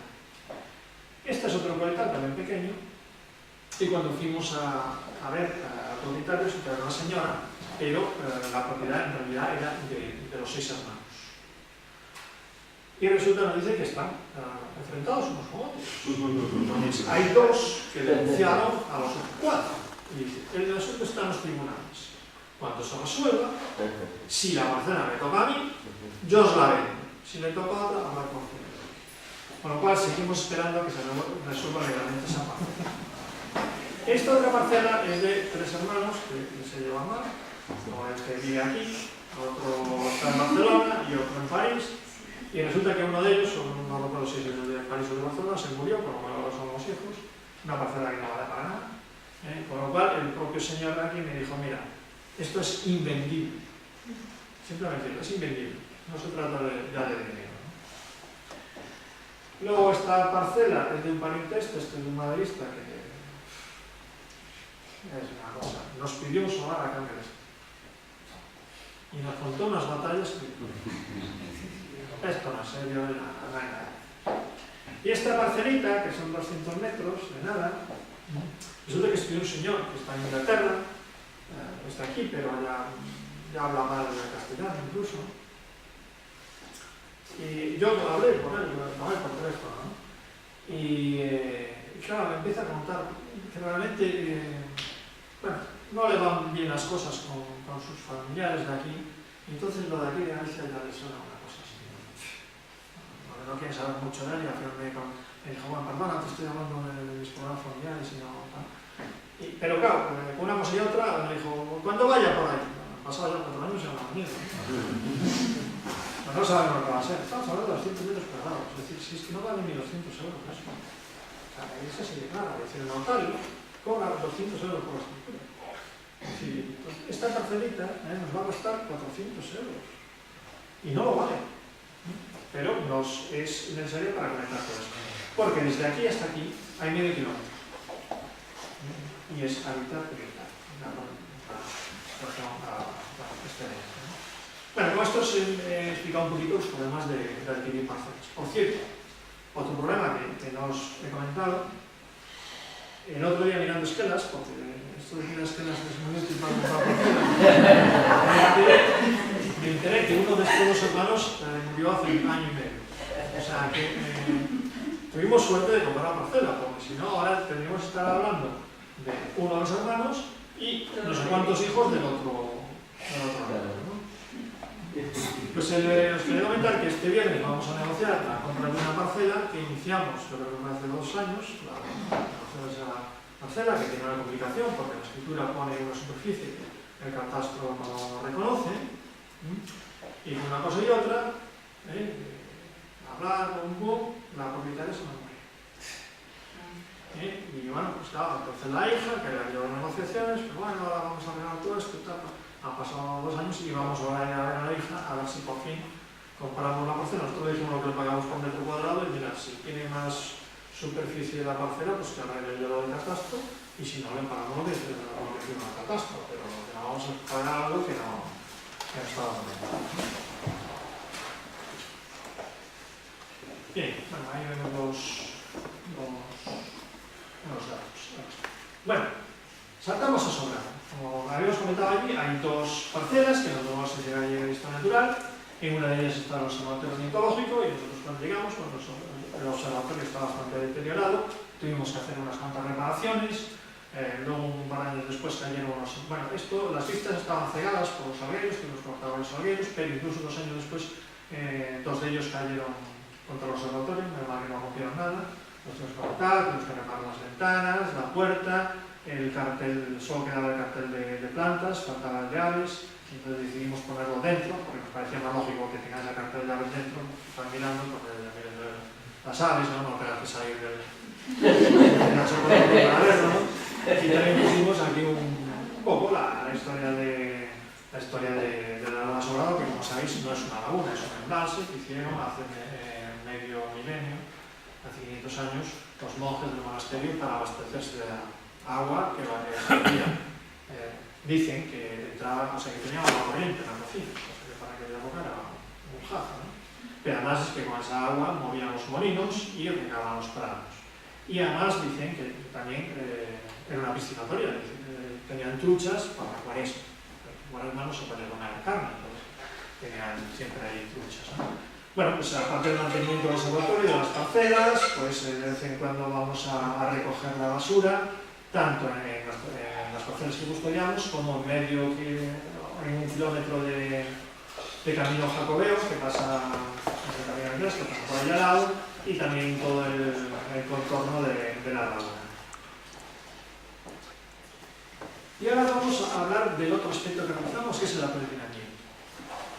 En este momento siempre hablamos de custodia del territorio porque tenemos derechos sobre las parcelas, porque somos propietarios o hay un documento, un convenio, que dice que tenemos el derecho de uso y gestión de esas parcelas por 50 años. Entonces, ¿por qué también hacemos apadrinamiento? Por el simple motivo de que hay unas zonas muy importantes desde el punto de vista ecológico que normalmente son dominio público marítimo terrestre o dominio privado, es decir, son de titularidad estatal. En principio, por la Ley de Patrimonio Natural y de la Biodiversidad, se podría llegar a un convenio de custodia con el Estado, pero la realidad es que esa ley se aprobó en el año 2007 y los gobiernos sucesivos nunca han tenido la voluntad de aplicar ese apartado que dice la ley que se permite ese tipo de acuerdos. A los 2 años de constituirnos, presentamos a la Demarcación de Costas de Galicia un proyecto de custodia del territorio, un proyecto piloto en el Ayuntamiento de Miños para custodiar 1 kilómetro de costa, porque veíamos que otras entidades en España pues, estaban haciendo custodia en el litoral. Damos un proyecto muy coherente, llevamos un borrador de convenio, en la Demarcación de Costas les encantó el proyecto, incluso Rafael pues, dijo que, como quejándose, dice, y a mí porque no me invitan nunca a conocer estas cosas tan interesantes. Cuando organizamos algo lo invitamos. Y cuando organizamos la primera semana de custodia, efectivamente le invitamos a dar una charla y aparte a escuchar las charlas de los demás que hablamos de custodia. Él lo llevó a Madrid, lo hizo revisar por abogados del Estado para cumplir todos los aspectos legales en los cuales nosotros no estábamos muy puestos, no dominábamos. Y lo llevó a Madrid, y en Madrid está esperando un cajón. ¿Y qué pasaba con el resto de las entidades que veíamos nosotros que estaban haciendo custodia del dominio público marítimo terrestre? que realmente utilizaba un instrumento que al final nos ofreció a la demarcación de costas, que era la concesión administrativa. Llegaba a un acuerdo con la demarcación de costas para que te ceda un tramo de costa y pagas la cuota que tiene establecido por eso. Ante eso nosotros dijimos a la ProDM que eso era una línea roja para nosotros. Es decir, que nosotros los fondos los obtenemos de gente modesta que está poniendo dinero y no iban a entender que le estuviéramos pagando al Estado para conservar algo que teóricamente es dominio público para que lo conserve el Estado. Ya era un poco excesivo, ¿no? Lo mismo pasa con... De hecho, no hay ningún convenio de custodia en el litoral en toda España. No se hace nada. Y de hecho, de fuera de Galicia nos han pedido varias veces ese borrador que hicimos para ver, ¿no? Lo que sí hay en algunos sitios son convenios sobre el dominio hidráulico, sobre los ríos. Pero esos convenios muchas veces le llaman de custodia del territorio, y si vamos a la letra pequeña, realmente no son convenios de custodia del territorio. Simplemente son convenios generales en los que la Confederación Hidrográfica llega a un acuerdo con una ONG y van a hacer campañas de difusión del río, van a llevar a los escolares, no sé qué, bueno, eso es como muchas de las cosas que hace ahí, ¿no? Pero eso no es un convenio de custodia, es decir, no te da derecho de uso y de gestión de ese tramo del río. Y ellos se tienen que sentar y decir una vez al año, este año vamos a hacer esto, ¿nos dejáis? Sí, no, eso no es un acuerdo de custodia del territorio. Por tanto, al final, ante esa tesitura de que no hay una voluntad por parte de la Administración de llegar a convenios de custodia sobre el dominio público, pues, ¿qué hacemos? Hacemos apadrinamiento. Ahí solo tienes que pedir un permiso anual para la operación que vas a realizar, con la esperanza de que todos los años te lo conceden. Aquí igual llega un día el gobierno que dice, no, mira, no queremos esta gente aquí o queremos hacer otra cosa distinta de lo que están haciendo estos señores y ya está. Por ejemplo, en la playa de la Alameda estamos actuando en toda la marisma, el río Mendo y el río Grande. Son en total 14 kilómetros de río, multiplicado por 2 orillas, que son 28 kilómetros. Lo digo porque cuando tienes que recorrerlo todo, ¿no? También estamos trabajando en la playa grande de Miño y bueno, ahí veis las cifras, ¿no? En la campaña ríos lo que hacemos es erradicar las invasoras. Hemos visto que hagamos 14 kilómetros en estos dos ríos y retirar periódicamente la basura. La basura, cuando empezamos encontramos basura, lo que llamamos basura arqueológica, es decir, basura que lleva 2 décadas por lo menos a mí. Una vez que has hecho esas limpiezas iniciales, luego los tramos menos frecuentados del río realmente te encuentran muy poca basura. En el Mendo muy poca y en el Mandeo ya un poco más, sobre todo entre el Chelo y el Puente Teixeiro, porque es donde circula más la gente. Fijaros si es esto significativo, el impacto que puede llegar a tener es tan significativo que una vez iba por allí, yo recogiendo la basura, entonces era un día que había un poco de gente y venía un hombre con un mochilón, la cámara y tal. Entonces iba casi al mismo ritmo que yo y se puso a hablar conmigo y tal. Y entonces, claro, al principio pues, todo el mundo piensa que es del ayuntamiento. De hecho, este año encargamos chalecos que ponen voluntariado para el redondeo porque ya estamos aburridos, ¿no? Es decir, de que el ayuntamiento se apunte los tantos, ¿no? Sin hacer nada. Y yo dije, no, yo soy voluntario, voy a recoger y tal. Claro. Por eso veía yo esto también. Es que claro, yo voy mucho a Leo y aquello está sucísimo. Y allí no hay gente como vosotros. Pues macho, pues no lo debe haber. Si no hago limpiar. Pero es como una persona, en un sitio que tiene un valor turístico tan importante, que constantemente lo están recordando los alcaldes, resulta que luego no se destina recursos municipales como personal de limpieza a limpiar eso. Es decir, aunque la gente sea cívica, la mayor parte de la gente es cívica, pero siempre hay alguna persona incívica. O simplemente hay gente que le cae las cosas. Es decir, en el camino jacobeo, pues yo me encontré una guía del camino jacobeo. Obviamente, no la tiraron. Al peregrino no se le cayó porque no había llegado a Santiago. La necesitaba para el camino. Y con eso muchas otras cosas, ¿no? que cuentas y te das cuenta que es involuntario. Hay gente que tira las cosas voluntariamente. Pero de la misma manera que se barra en casa, pues los ayuntamientos tendrían que limpiar todos los espacios y más aquellos que son de interés turístico y que la comarca va a recibir unos ingresos, ¿no? Y en el tema de invasoras, pues luego ya veremos todo lo que está haciendo. Son muchas las especies invasoras que se están arrancando. En la campaña litoral, pues básicamente es el trabajo en la playa del Miño, en la playa Grande Miño y en la playa de la Alameda, que está en Ponte do Corpo, que aquí veis cómo estaba el primer año, llena de plumachos. Estas cosas son las flores, los plumachos, ¿no? Es aquí la gente cargando. Bueno, aquí conoceréis algunos, ¿no? Por lo menos esto lo conocéis. Pues ahí cuando estaba peor, ¿no? Luego, poco a poco, pues hemos ido todos los años, hemos eliminado los plumachos, hemos eliminado la cotula reproducifolia, el Carpodotus edulis, Coriza canadensis, Asterix pomatus, Ciperus agostis, Corcovia, en fin, la mayor parte de ellas ya erradicadas totalmente, pero siempre hay algo en el banco de semillas, siempre queda algo. Actualmente seguimos sacando plumachos, pero la diferencia es que ya no son como estos. Que bueno, ahí fastidiamos más palas y esta es la pala que nos dejó Santi, que tiene el mango de hierro y aún así se la logramos.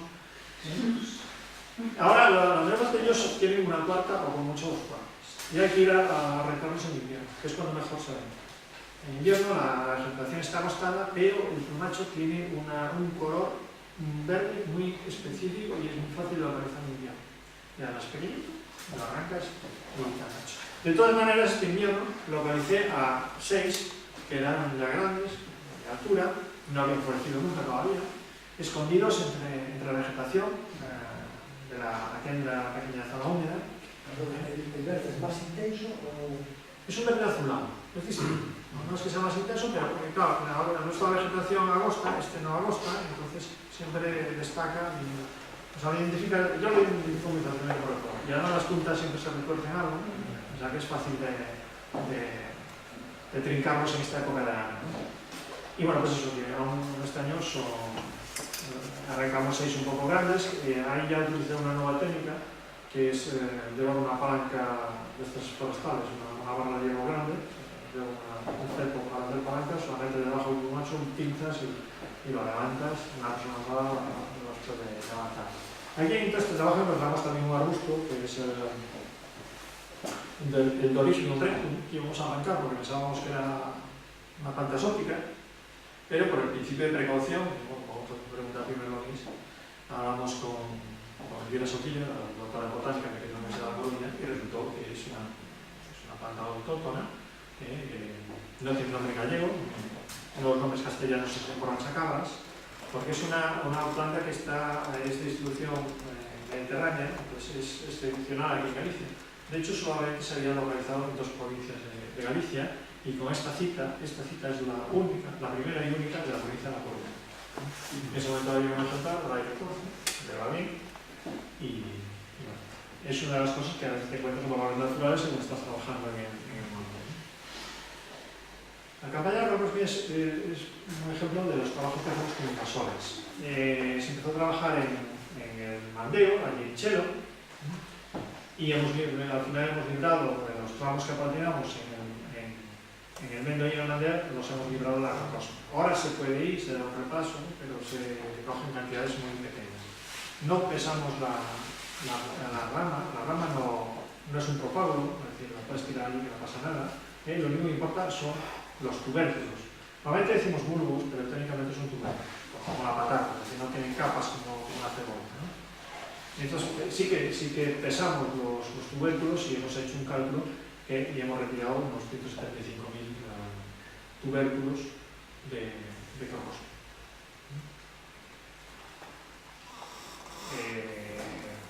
En eso participaron 96 voluntarios, 268 horas de trabajo, y bueno, hay que decir que seguimos, que ahora pues, lo que pasa es que no hago yo solo, no me paseo y no llego a arrancar más de un kilo.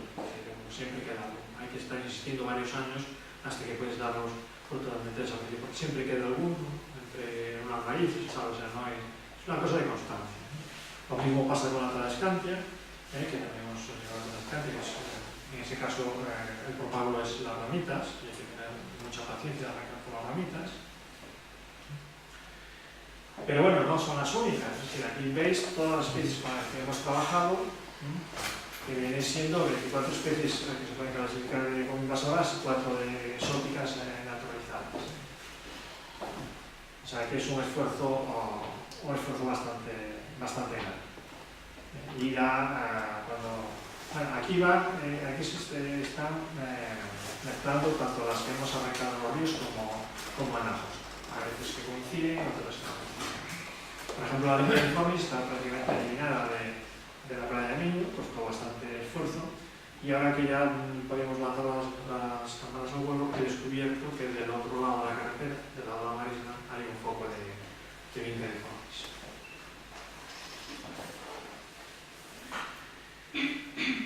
Y cuando antes comentaba lo de que los ríos tienen dos orillas, es porque claro, cuando haces una inspección para revisar, pues tienes que matar el río por una orilla y por la otra. O sea, cuando dices un tramo de 6 kilómetros, dices 6 kilómetros por un lado y otros 6 de vuelta.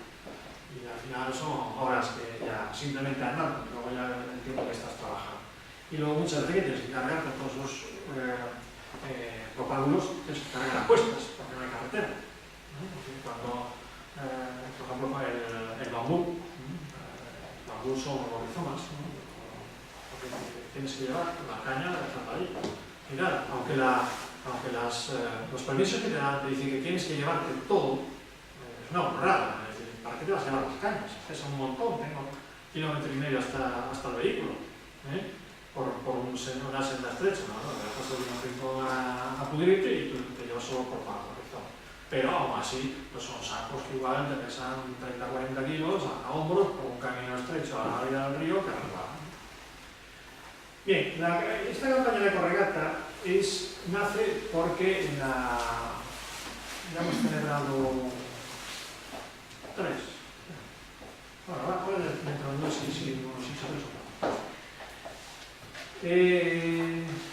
La corregata nace como una actividad dentro de la Semana de Custodia. La Semana de Custodia es una semana en la que hacemos diversas actividades, conferencias, una jornada de conferencias y 3 de actuaciones en la línea natural. Y una de ellas, en los últimos años, es la corregata, que consiste en ir con las barcas, allí en Betanzos, salimos del puerto con las barcas y vamos a la marisma a recoger la basura. La cantidad de basura en la marisma es impresionante, entre otras cosas, porque los caneiros, como machos tienen todos los botellas al río, y también porque las mareas traen mucha basura, es una marea muy cerrada y toda la basura que puede entrar en una marea, pues allí se queda al final en el juzgado. Normalmente no se ve. Está todo muy bonito, ¿no? Es decir, como decía el señor mayor, cuando este año preguntaba, ¿pero qué es todo esto? No, es que van a recoger la basura y la marisma. Y dice, ¿y para qué si ahí no se ve? Bueno, pues es la mentalidad. Esta fotografía es de la segunda ecorregata. Veis los contenedores o contenedores industriales cargados a tope de basura. Basura recogida en unas 3 horas en la red. En este caso fue otro día después, fuimos río arriba, 4 personas y llegamos el bote que ya no cabía nadie más. El año pasado, en septiembre del año pasado,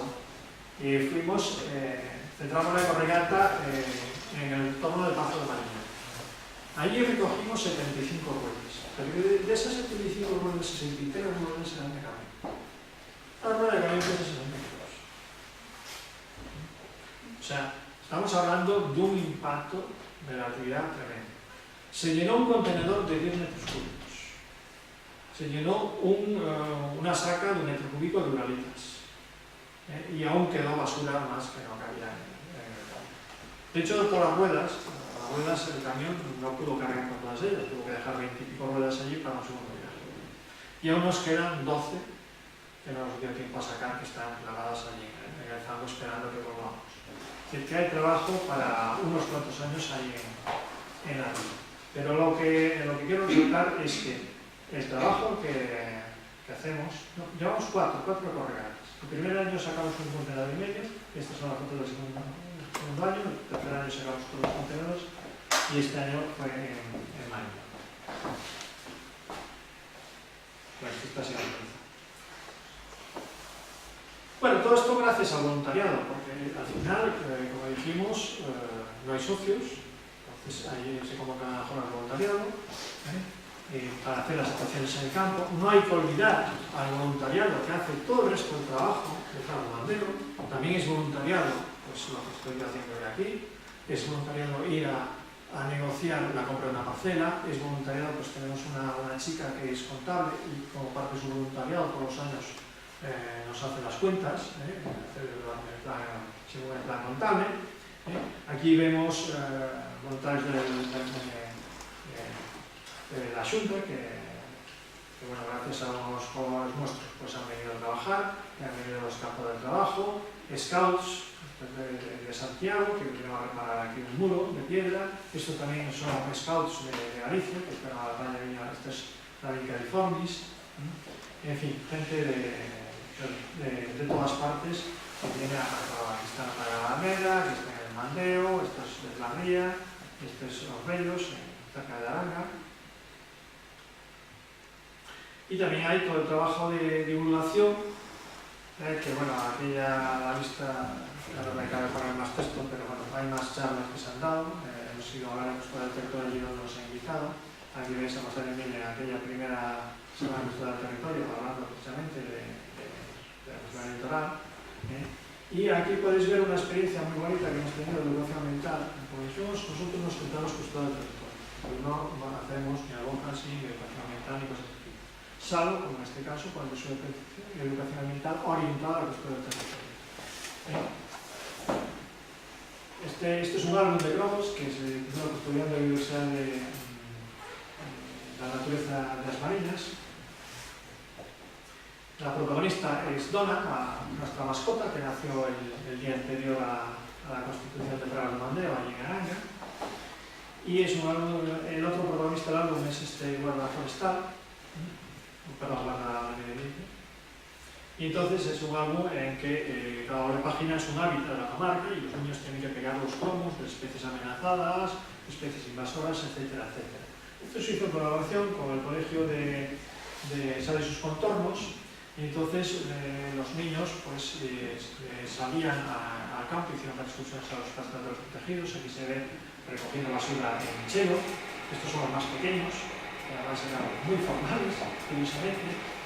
Y los niños, para conseguir los cromos del álbum, tenían que ir a la biblioteca cada semana, tenían un cromo disponible. Tenían que ir a la biblioteca, sacar un cuento, mirárselo, y entonces se llevaban de premio un cromo. Obviamente, al final del curso, pues a los que por cualquier motivo esa semana están enfermos o fuera, se los cromos igualmente. Y en todas las clases pues hacían temas relacionados también con esto. Pues en la clase de matemáticas, pues en vez de sumar caras y manzanas, pues más raposos y ardillas.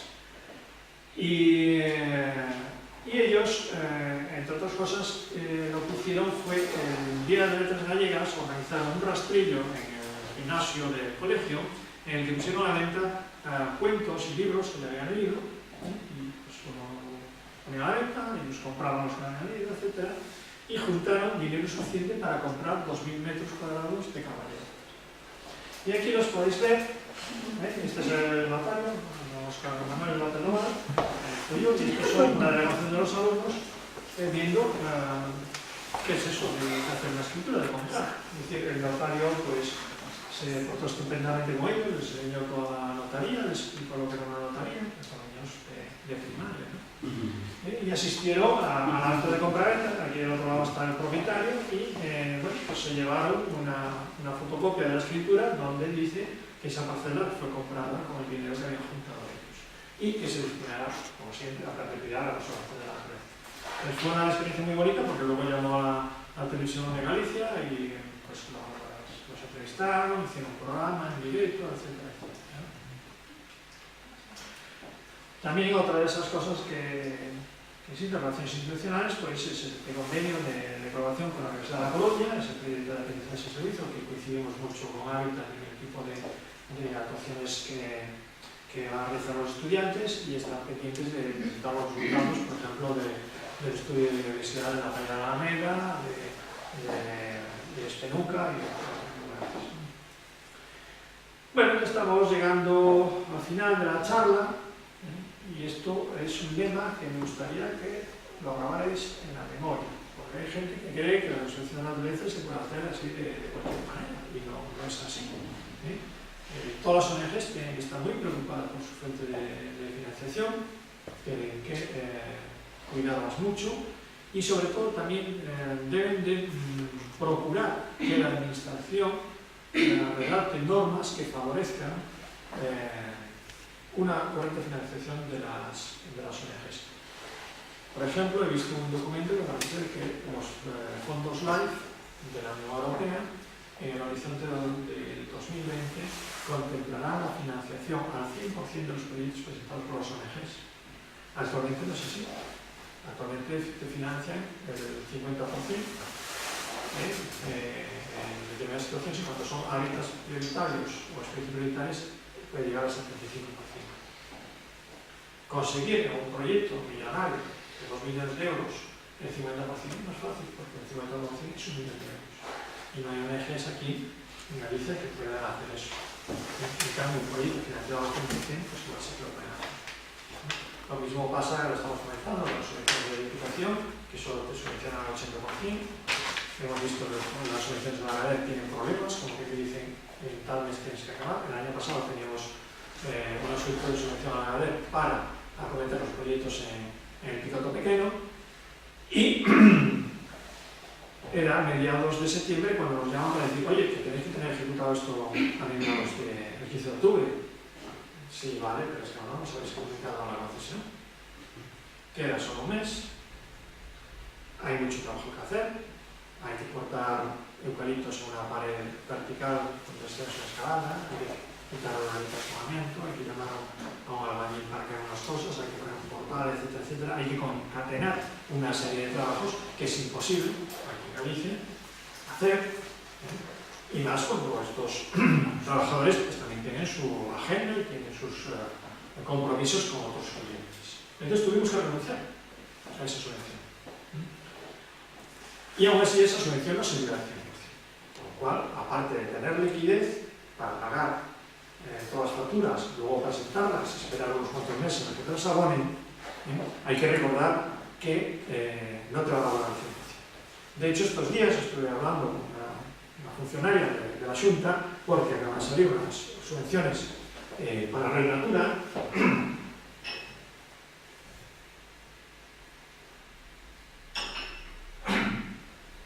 donde por algún motivo la persona que redactó la orden puso una cláusula que dice que el IVA no será subvencionado. Entonces yo la llamé y dije: mire, es que solo nos está subvencionando el 79% del proyecto. No, subvencionamos el 100%, sí, pero es que tenemos que pagar el IVA. Y no lo recuperamos. Así que desde nuestro punto de vista, la factura la pagamos al 100%. Y ustedes solo nos pagan el 79%. Ese 20% en el proyecto del Picoto Pequeno son 2.500 euros. Y para una ONG que tenemos nosotros, como la nuestra, pues mucho dinero. Pues son todos los problemas que tenemos con la financiación. Tampoco recibimos dinero del Estado. ¿Por qué? Porque, según me comentaron, en un momento dado, el gobierno de Cataluña denunció al Estado por las subvenciones en Cataluña para medio ambiente. ¿Por qué? Porque el medio ambiente están transferidas. Y dicen: hombre, vale, pero si te dan dinero, ¿por qué te quejas? ¿No? Te quejaron por un concepto erróneo de nacionalismo, ¿no? Y entonces, a raíz de eso, es decir, solo puedes recibir subvenciones del Estado si tienes proyectos multiautonómicos. Obviamente una entidad no no tiene. La alternativa es que te asocies con entidades de otras zonas del territorio y puedas concurrir a proyectos conjuntos, una cierta unidad, y los vendas como que actúan en todo el territorio español, en varias comunidades del territorio español. Entonces vamos viendo así cómo hay dificultades de de todo tipo para obtener una financiación adecuada. Bien, dejémonos de quejarnos y vamos a ver qué es lo que pasa con Fraga Romandeo. Bueno, aquí veis los ingresos de 2010 al 2016, no es tanto del 2017 porque no están cerradas las cuentas, pero como veis, el mayor volumen procede de particulares. Hay asociaciones colaboradoras, como Habitat, que también pone un dinero. En verde, claro, es la actividad propia, son rastrillos donde vendemos objetos de segunda mano que nos han donado y conseguimos dinero. También a veces cuando vamos a algún sitio a dar una charla y nos la pagan, pues aportamos el dinero. Eso es un volumen también significativo. Las empresas aportan muy poco dinero, es excepcional la relación de empresas. Aquí vemos esa subvención al proyecto Espenuca, que iba a dar, es una subvención finalista, solo se puede dedicar a eso, y hay muchas otras cosas que pagar, que no van a pagar realmente. Y luego otras subvenciones que básicamente son subvenciones de la Diputación, que son subvenciones bastante predecibles y estables y que nos han ayudado bastante. Para favorecer las donaciones hay que tener en cuenta una cosa muy importante, que Fraga Romandeo es una fundación de interés gallego y por tanto cualquier donación que hagáis a Fraga Romandeo deduce el 75% en el IVA. Es decir, si dais 100 euros, si por ejemplo en diciembre nos hubierais dado 100 euros ingresado a nuestra cuenta,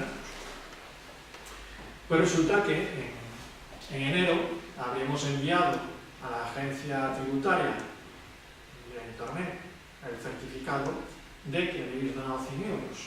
Y por tanto, eso significa que en vuestro borrador de la renta de este año aparecería que os devuelven 75 euros. Recuperáis 75 euros. No estoy hablando de desgravar, estoy hablando de deducir, es decir, de que te lo dan. Si al final el volumen total de impuestos que pagas al año eran 1.000 euros, dicen 1.000 euros menos 75, pues esto es lo que tengo que pagar. Y como he adelantado tanto, pues me tienes que dar. Es así. En el caso de las... Esto curiosamente, esto es curioso porque esto hubo un cambio legislativo, porque al principio era solo 25%, luego fue subiendo, y curiosamente la gente se benefició de esto, pero no aumentó su cuota. Muy pocos aumentaron su cuota, que estaban cuotas que son voluntarios, obviamente. Pero eso supuso un cambio significativo. En todo caso es positivo. Y aquí en Galicia, creo que fuimos los primeros que tuvimos esta condición. Luego, el año pasado creo que consiguió esta condición de declaración de interés público ADEGA. No sé si lo consiguió directamente a través de la entidad o a través de la Fundación Eira de Xoana, que también se benefician de eso. En todo caso, sería muy positivo para Hábitat, los legales central, que consiguieran esa calificación de declaración de interés público para que los socios puedan deducir eso en el IRPF y por tanto pues, sean más proclives a aumentar las aportaciones. Las aportaciones por lo menos las voluntarias. Cuando se trata de empresas, el 75% en impuestos sociales. También hay que decir que esta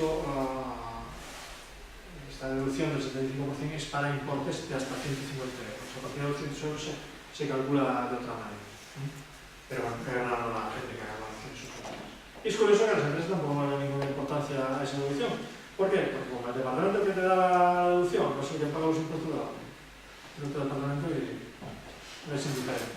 Esa deducción no la vas a poner más ingresos del departamento. Entonces, esto es absurdo que pasa ahora. ¿Y cómo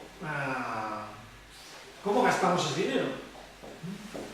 Hemos visto que la gente dona ese dinero cuando quiere, la gente que quiere, pues lo hace por transferencia bancaria, lo hace va a ventanilla que ingresa en la cuenta, cada uno lo hace como le parece, el importe, y, periódicamente, una vez a la vida, como quiere. Pero esto es importante decir, ¿cómo gastamos el dinero? Aquí vemos que la mitad del dinero se ha destinado a comprar fincas. Esto es lo que se ha gastado en el proyecto Espenuca, que básicamente es la subvención del ANADER. En el proyecto Esborado, en algo de mantenimiento. En el proyecto de 14 aún no habíamos gastado prácticamente nada, un tubo que creo que valió 20 euros, nada más.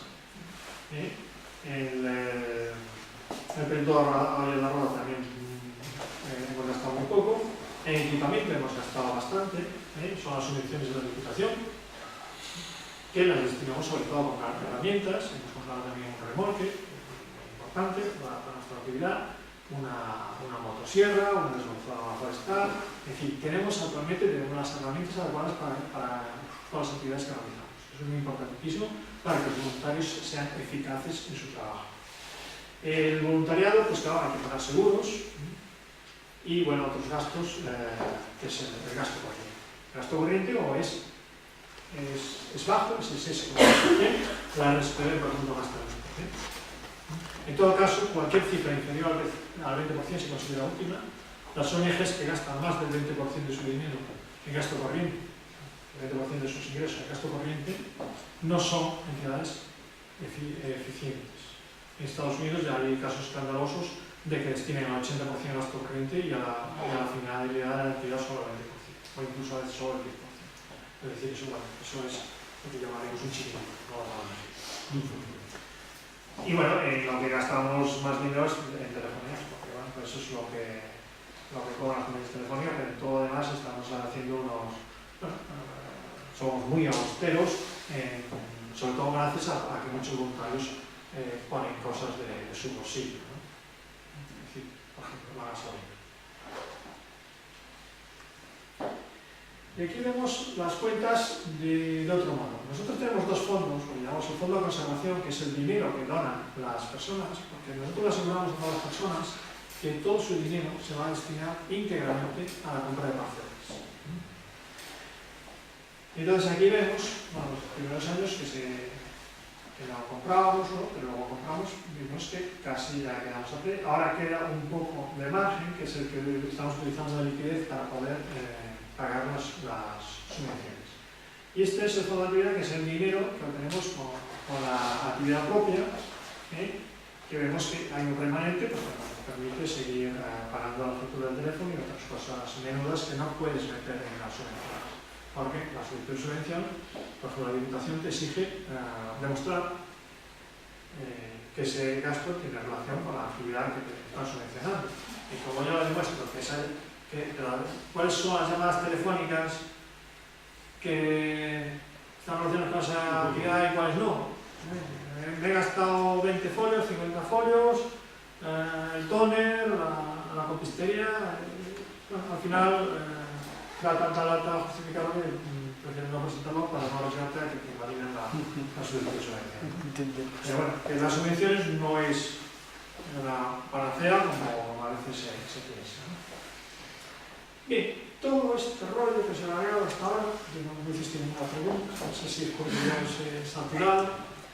Básicamente es porque al final, si nosotros queremos conservar la biodiversidad de la comarca, conservar aquí unas tantas especies, pues la nutria, este es el Narciso ciclamineus, estas son especies amenazadas, el mejillón del río, el salmón, la Oxygastra curtisi, el Carolus galicianus, la quinteriana, el Spinosaurus occidental, la Limboschia o Chichomanes speciosum, y el Daphne tumbriense.